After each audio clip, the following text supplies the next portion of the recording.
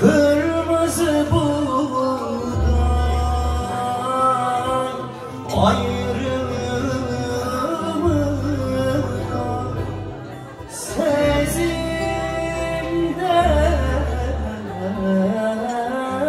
Mevlam versin güzellerin genci.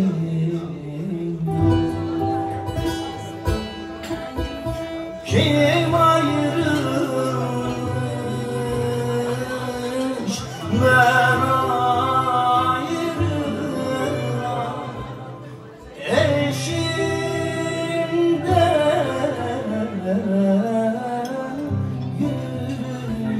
yüreğim salmaz saçım zulüm.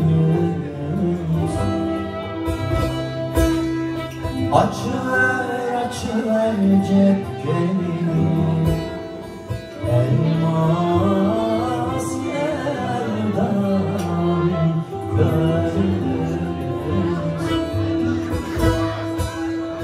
Açıver cepkeni elmas yerden görürüz.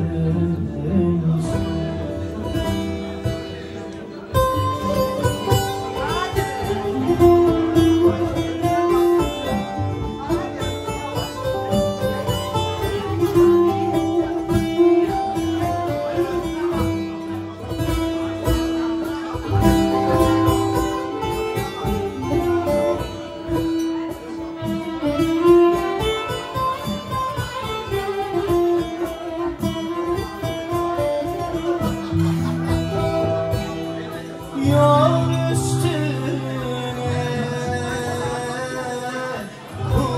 Kur'an koymuş İlyerim ben istemem mavi şaban diyemem.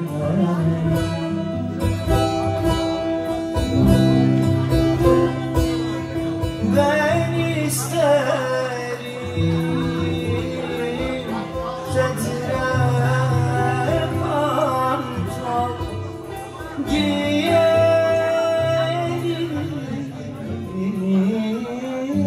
salmaz saçım sürsün yürü saçım sürsün.